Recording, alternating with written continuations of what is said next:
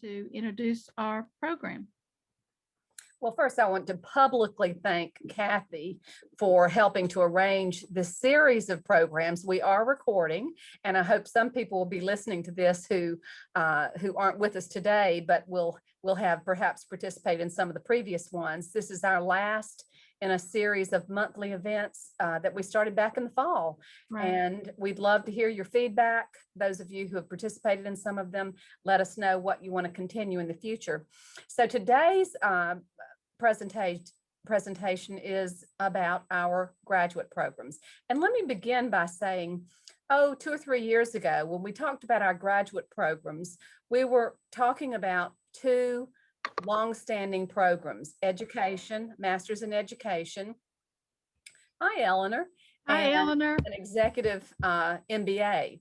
We've been doing graduate programs in education for a long time. And actually, we were one of the very first to have an executive MBA program, a program where working professionals could come on the weekends to earn a master's degree. Well, nowadays, just about every institution of higher education in the world has at least those two, an MBA and an education master's degree. And so we have a lot of competition. And we have recently added some new master's degrees and have one more coming. So that's the focus of today. How will we expand our master's programs in both in terms of content and modes of delivery? Well, one thing is we have some wonderful leaders to help us do that. And today we'll hear from Christina Ejiki. Christina is fairly new to Wesleyan. She's the director of graduate and online enrollment. And it's her job, her charge to promote our online program, our undergraduate online program, which is growing like gangbusters, and our 6 graduate programs. She'll tell you about that. Prior to coming to Wesleyan, Christina worked in South Korea for many years. She worked with the military and managed 2 higher education campuses there. Well, we were so lucky that she found out about us and we found about her when she came back to the United States. And she has worked in enrollment management also in the United States. So we're so excited. She's putting to work her MBA and Master of Science in Management, with a focus in emergency management. Now, there's another part of Christina that I'd love to hear about, and that's her culinary skills, but we'll save that for another lunch and learn, right?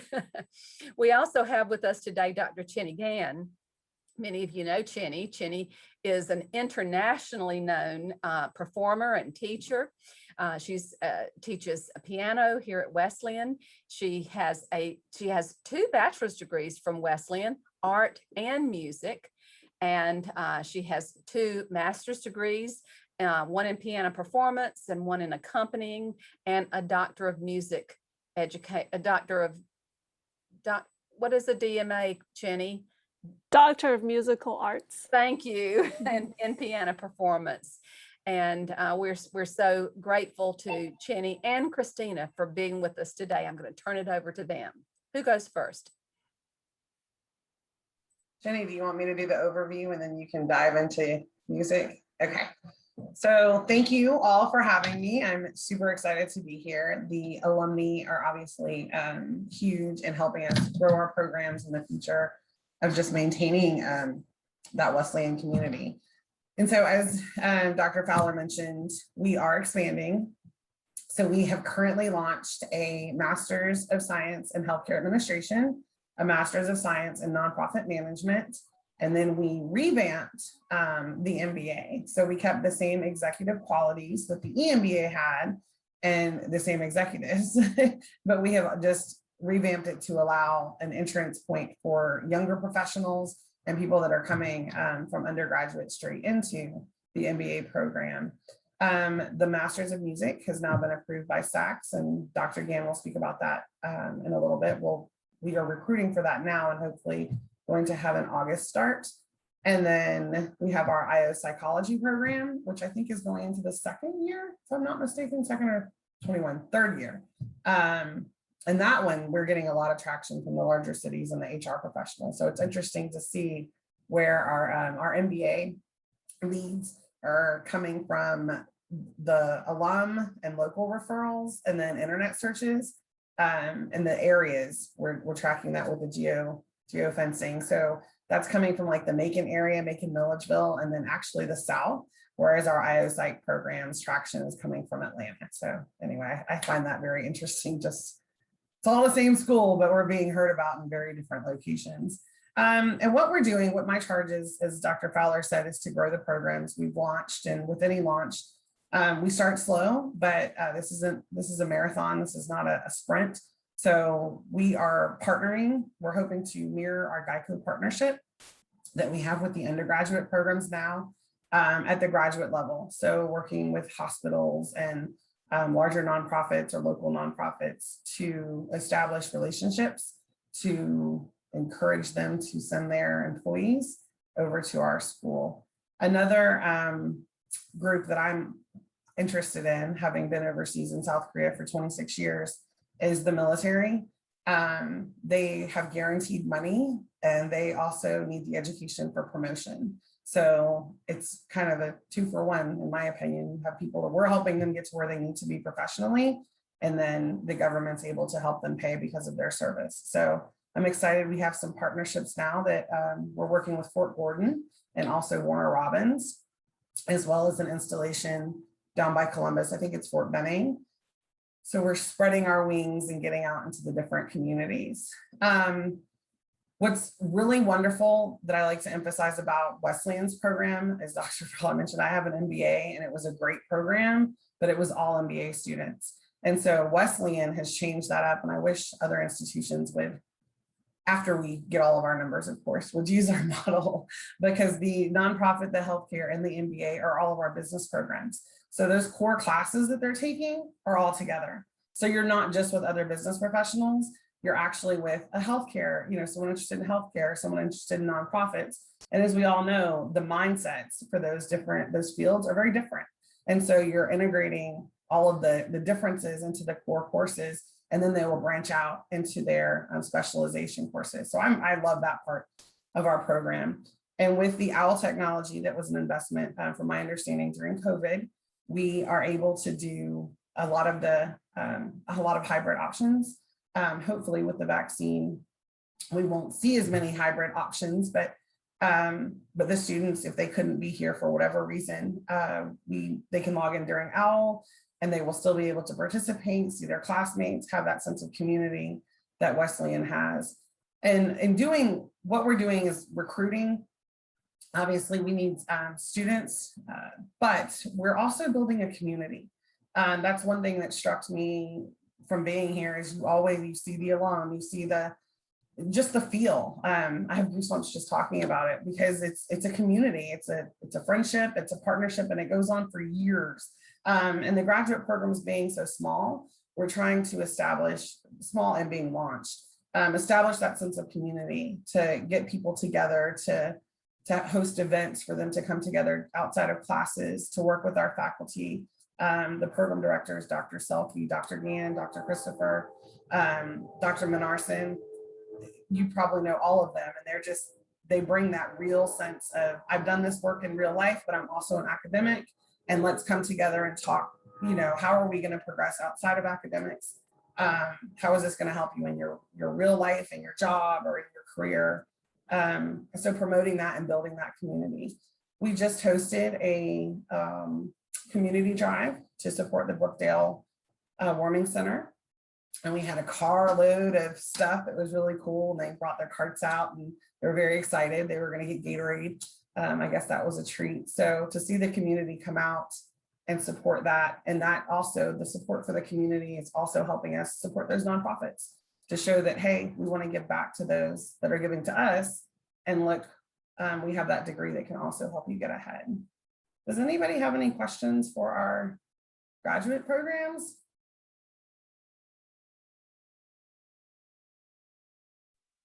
I have one, Christina. So we are familiar, at least I'm familiar, and I think we have several trustees on the meeting today, familiar with the cohort program. Our MBA and our MED have managed through a cohort program, but I understand that's changing. Is that correct? Yes, ma'am. So in that revamping of the EMBA to make it just an MBA, excuse me for one. Bless you. Bless you. Don't hold it in. I apologize. What we did is we now have entry points 3 times a year. So it's January, August, and October, and you can come in at any point. It is not a cohort. So again, real life happens, and if COVID has taught us anything, it happens very unexpectedly for different periods of time. So you can drop out. You join us in August, but October, you really have too much going on. You can pop back in for our January term. And so we're now, you can do the program in as little as 14 months, but if you need a bit longer, you have that option too. And the price adjustment, I know that the price was also modified slightly. The price now fits underneath the federal loan limit. So financially speaking, this should be a huge help in selling the program because now the loans cover the full tuition regardless of when they do enter into the program. But the MEd program is still, as you know, the cohort starting in June. Christina, I don't have a question, but I have a comment. Our current Alumni Association president, Abby Lisinski, has for a very long time wanted us to promote courses to military students. And she's got a lot of insight on that in that program. She works for another college in South Georgia, but this has long been on her agenda to get this going. So I would like to send you her information so Sure. you could connect and just share some ideas. But that is a great avenue of potential revenue for sure. us if we can. And the make great it thing is happen. I had the pleasure in being overseas in South Korea for 26 years. I worked Right. with the military specifically. And so Abby, as soon as I got back, reached out. And so her and I have been Okay. communicating. And as Good. soon as I signed that first contract with Fort Gordon and got the go with Warner Robins, I messaged her and was like, we're on base. Good. I didn't So- realize that you had connected. I'm so glad. Oh, yes, ma'am. Abby made very sure that she Good. it was telling me about the military side of the house. And then when I told her my past and working with the military, and she's been a huge help and Perfect. we collaborated. Yes, ma'am. That's good news. Any other questions I can answer? You said that most of your students are area and then south and the south. You mean within south of Macon, in mainly Georgia, southern Georgia, or? So right now we just started the geofencing. I say just, it's been about 2.5 weeks. So the data is very raw, but the interest on who's clicking on our website, because that's what we're looking at, is where they're clicking. They're in the Savannah area. So South Georgia, and we are only targeting Georgia right now. We want to build up the Georgia base and spread within our own perimeters before we branch out to Florida, Alabama. We're going to kind of grow, but for budget purposes, it's more efficient to do it locally. But that's for the business programs. And then for the IO Psych program, the interest was up in Atlanta. So we've got Macon Interesting. and Savannah for business programs and IO Psych for Atlanta. Thank you. Isn't that interesting? I think that's so weird. I received a question through the chat box. How is this being pushed to alumni? Other college graduate programs have many alumni from their colleges that often they offer discounts. How do we get alumni on board? So I am working with Miss Andrea from her office. And she is gathering a list of alumni to share so that I can reach out and share these programs and to see how anyone would like to help spread the word. One thing that you could do right off, if you have Facebook, you can go and friend us or like us, it's like us, on the Wesleyan graduate Facebook page. And then follow us on there. Miss Kaylee is updating that frequently. So all of our events and things are being posted. So as soon as I get that list, do look for emails. Again, my name is Christina Ejike, so it's not spam. And so just click on that. And then I try and put what's relevant and what you might be interested in, and if you wanted to share that and continue to spread it. Or if you have any ideas for marketing or an area that you don't think we're touching. I just noticed the Civil Air Patrol and the Coast Guard was in the chat. Coast Guard Auxiliary. I'm going to look into that. Coast Guard is friendly to me because my brother's in the Coast Guard, so special spot. But I will look at the Civil Air Patrol because I haven't looked at that over in the States. But just stuff like that, just to help us get out. I will say we are now working with Macon Magazine. We are working with Macon Black Pages and Mr. Habersham. We are going to start a speaker series in the fall, specifically pertaining to the business and IO psych programs, because they really do kind of go hand in hand. We are with K-PASA now to advertise to that community. So we're trying to expand our reach into areas that we haven't necessarily been. And if anything else is word of mouth, bringing us to the community. I do work with Lynn Farmer and attend chamber events. Anytime I see any opportunity to help. In fact, when I leave here, I'm going to work with a high school to do their mock interviews, just getting out in the community and building that. So if you have any events or you're hosting something and you think it would be beneficial for me to be there, I'd love to come out. I want to piggyback on that and just mention that. Oh, Vivian, did you want to show something? This is the full page article on our graduate programs that Christina was talking about in Macon Magazine. Neat. Yes, we brought the whole team out and it was a great time. If you haven't checked it out, go to their site. It's free, and there we are. And Dr. Fowler's in there too. I'm on the other side. I wanted to say that music, I think, has a lot of potential with alumni, especially. Actually, one of our first applicants is the class of '79. So the same class as Nadine Sheik. She got an accounting degree in '81, class of '81. This is Rebecca Tootin, Rebecca McLean, if any of y'all know her. Yes, I do.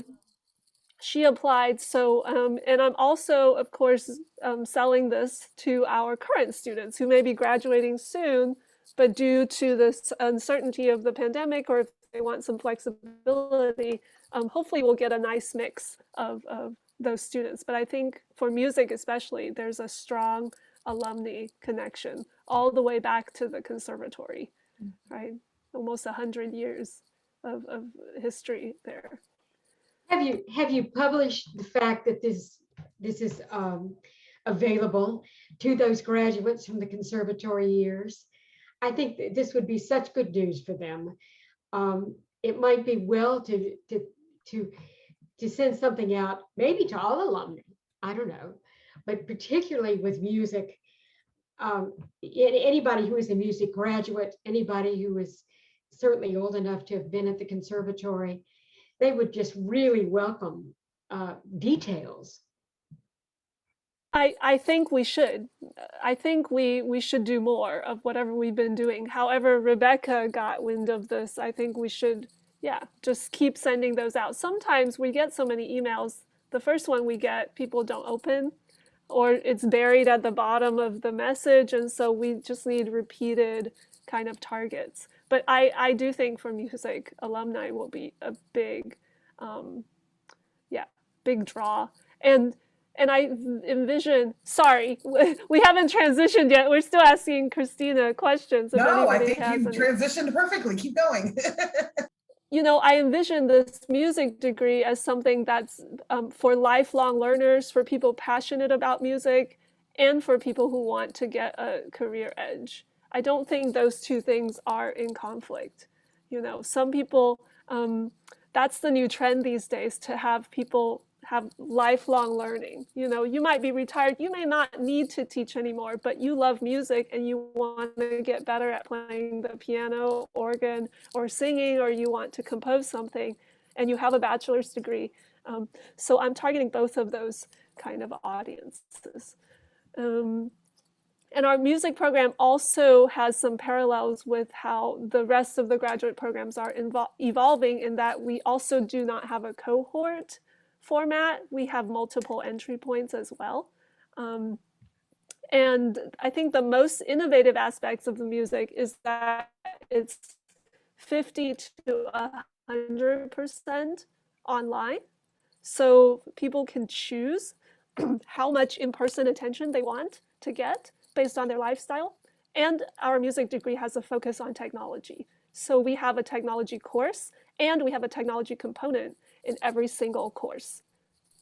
And we think this will make our degree pandemic proof, and it will also make it more relevant to music careers post-COVID, and in a more just flexible learning trend that we're seeing in higher education. So what's the first point of entry, Chenny, for the music program? I mean, August. when will you roll it? August. So you will begin in August. Wonderful. August 16th.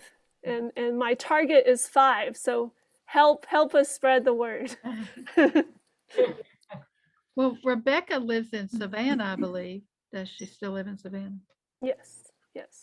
And we had talked about, so part of that flexibility, I said, well, if you want online lessons, we could teach you online, or you could drive over from Savannah maybe once a month, Yeah. you know, and just have a very intense weekend of 4 lessons or something. You know, so we're trying to be very flexible and cater to whatever the needs of the student are. I want to add one other thing that I think is cool, because Rebecca told me she did a project recently on differently sized keyboards. She got a certificate from Salem College, Dr. Barbara Lister-Sink, who does kind of injury preventative technique. And we got an opportunity to purchase a piano that has a smaller keyboard. So if you dare to believe it, the standard piano octave size these days is based on a man's hands. You know, go figure. No. Never, right? And so there's actually an international movement to have different sized keyboards for smaller hands, whether that be for children or women, or and this is something that has happened due to mass production the past 100 years, right? To make pianos cheaper and easier to distribute.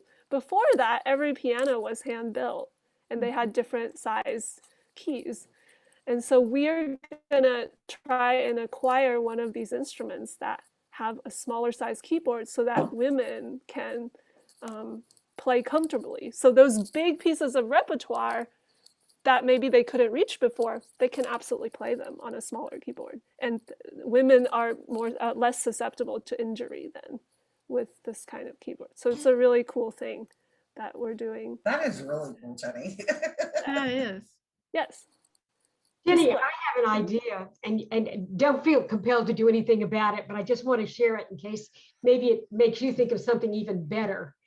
And that is, I've watched my little church congregation struggle with Zoom services and music at Zoom services and choir, you know, plugging them in and all of that. You know, it might be, I mean, like a summer camp for choir directors on that kind of thing, because Zoom's not going to go away. Many people are going to keep the Zoom component so they reach people at home. I don't even know if that's something you could work in. Don't misunderstand me. I know you're already so busy, but I just wanted to mention it because I think there is a need, and it might be kind of fun if they're ready to make it fun, because frankly, some of what we've done has just been absolutely funny. I mean, everybody's good humored about it. You can't do anything about it, but it's not the same as being there, you know? And so I think there may be a need for something like that, similar. Just let it kind of boil around in your brain and see if you come up with something. That's a wonderful suggestion. So one of the promotions we're doing is giving a free lesson to anyone who's interested in our program with any of our faculty, a free applied lesson. But you just gave me another great idea. It sounds like I could frame it as a technology boot camp for music people, like music teachers or church choir directors. It probably wouldn't be just church choir directors, but just expand it to anyone, because I already did something like this for our local music teachers association, because I think the average age is 72. And I'm not exaggerating, in our local music teachers association. So when the pandemic hit, some were a little bit lost as to what to do with technology. So some of the younger members of our team, of our group, held these online roundtables just to solve basic problems like, how do I make my Zoom look full screen? How do I position my camera? Why is the sound so bad when I, try to hook this up? Why can't I hear anything? And trying to just help people with technological literacy. So yeah, maybe something like that, definitely. As kind of a free promotion thing, have a question about technology, we can help you with a little boot camp or something. Including school music teachers. Anybody. Mhm. Yeah. Yeah, that's a great idea. Because what we're seeing with this pandemic is we don't have a knowledge gap for the content. Everybody knows the content, but now we have a knowledge gap for technology and the way to spread that content, right? The good old standing up in front of a classroom and lecturing, it's not really relevant anymore to our current mode of teaching. We have to have so many different ways to deliver information, and some people just haven't learned those ways. But what's in their head, like the information they have in there, is completely relevant and very knowledgeable. So we have this gap in kind of technology usage. Jenny, were you going to tell us a little bit about the Summer Fine Arts Camp? Oh, yes. So I was joking that now we have like from 13 plus to 80, 85. We've got it all covered. We have a high school fine arts camp in the summer. That's for high schoolers. And then we have our undergraduate program for music. And then we have a graduate program for music. So it's this one pathway that people could choose from. It will happen May 31st to June 4th this summer. Last year we went remote. This year we're going to be in person and distance and masked or whatever the CDC guidelines are. By that time, and we made it a day camp. You're breaking up, Jenny. As my connection is unstable. Can y'all hear me? Now we can. Okay. Sorry about that. We're having day camps from 9 a.m. to 6 p.m. every day, and then a big party and reception performance on the final day in the evening. Will the community be invited to the performance? Yes, yes. So it will mainly attract local students Right. unless their parents want to bring them and stay in a hotel. Yeah, we can help them with, directing them to a hotel or Airbnb, but I think we have to stay with local students. And Jenny, brag a little bit on the success of the historical success of this fine arts camp in bringing us students. Well, the last survey I did, about 25% of students who attend the fine arts camp end up matriculating at Wesleyan. Wow. Yeah. Wonderful. It's a way for them to meet our faculty. Some things I've noticed recently is our price point is a little high. It's $495 for the week. It's actually a bargain for what they're getting. But some people are fearful of that price. And even though I say, well, we have discounts and scholarships, right? And I think that's a similar dilemma we find in private college tuition too, right? You have a sticker price, but then you say, but wait, once you get all your awards, it's a very reasonable and a very good value. And so I'm working on that dilemma. I don't want to lower the price so much that it no longer tracks with what Wesleyan does. I think it's a reasonable price considering our tuition, but also some people face that challenge. But I have been getting more sponsors. So if you're interested in sponsoring a student with financial need to the camp,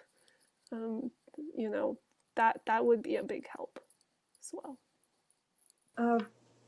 This is Beverly. I have kind of a question for you, Jenny, and for Christina together. And actually, it's an observation and then a question. The proposal last year, Chenny, that you provided the Academic Affairs Committee was really exceptional in with the idea of your plans for this graduate program and the opportunity to have as instructors in the program those with international acclaim and perhaps some individuals who live in countries outside the United States.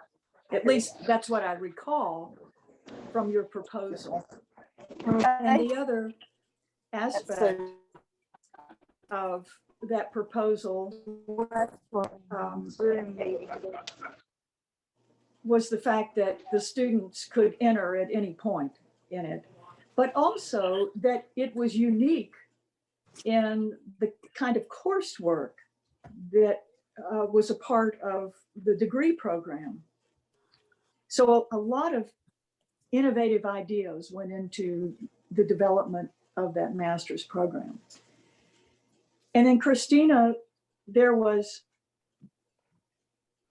were two proposals, I think a year ago, for the graduate programs and the online course, which also were unique.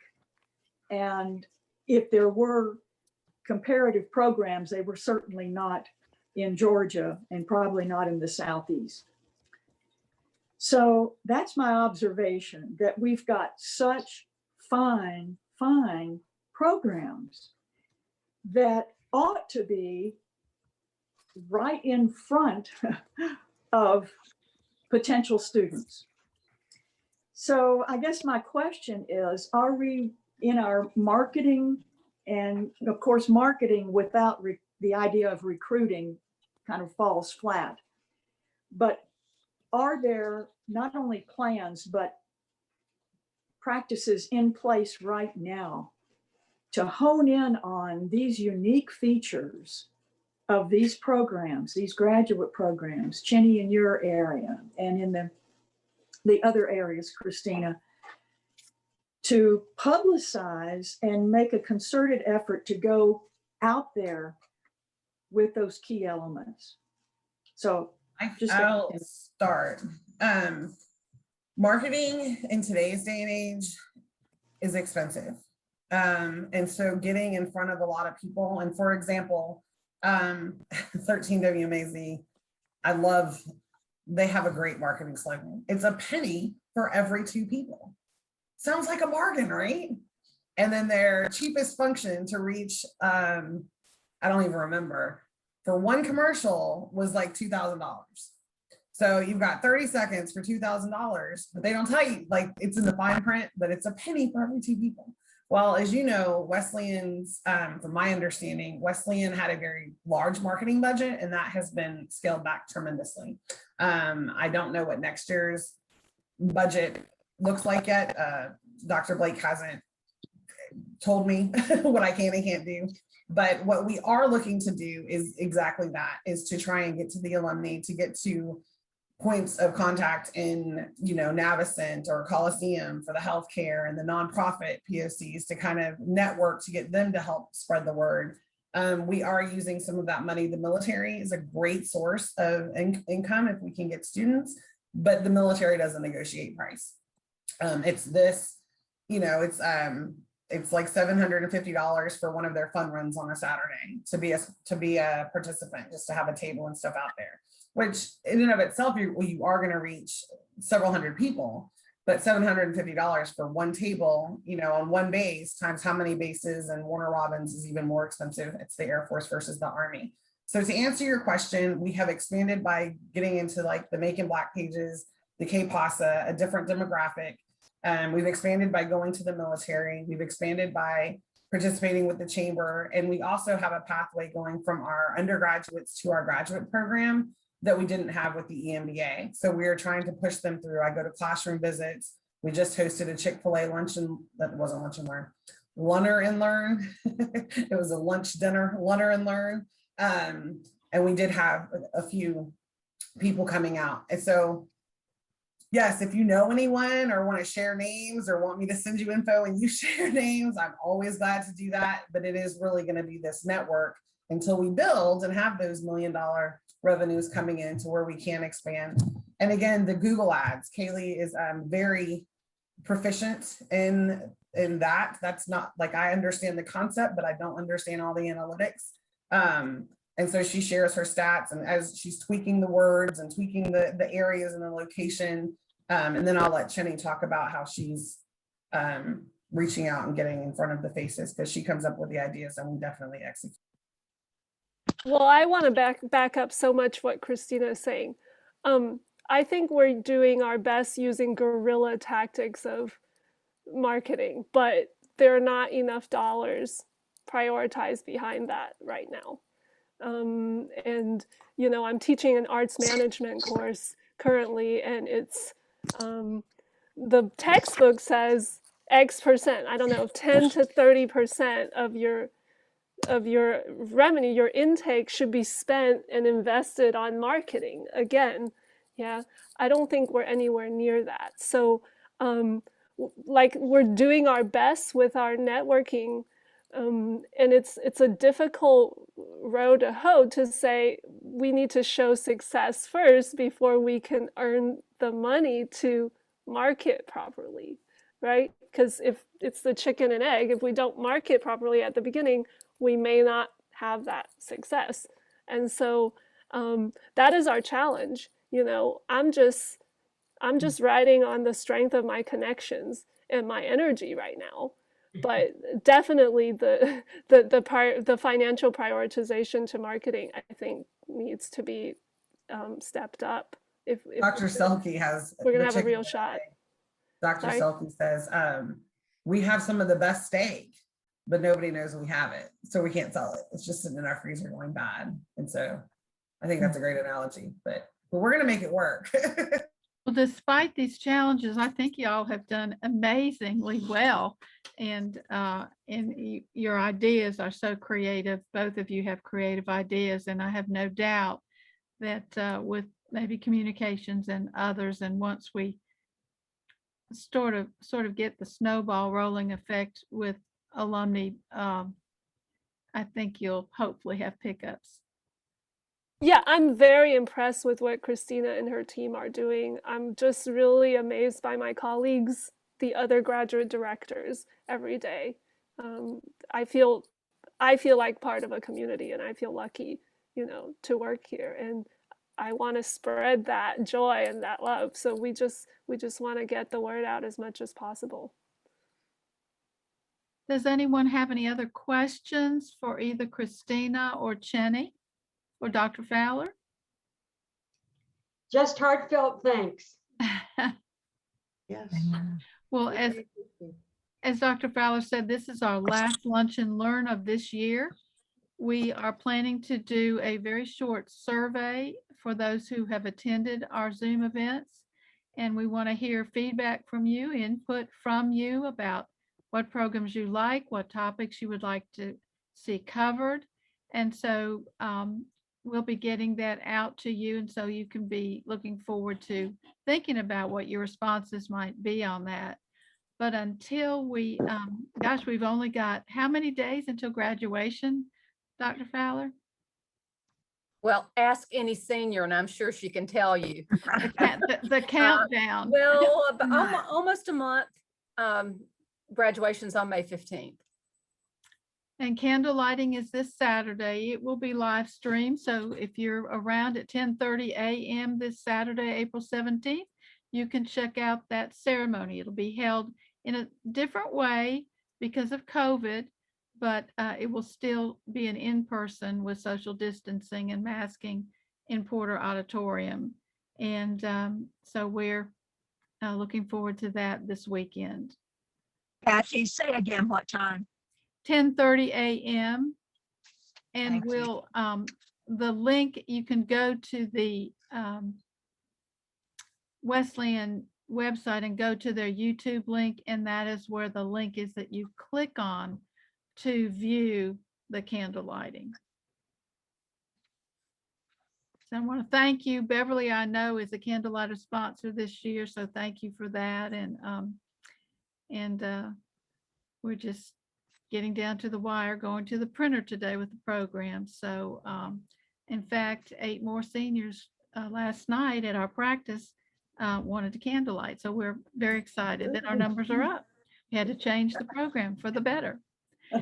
Well, y'all have a good rest of the year and upcoming spring and summer. Hope the weather's good in your area. And we'll see you at another time and hopefully for a continuation of these series. So please respond to us. And thank you, Jenny. Thank you, Christina. Thank you, everybody.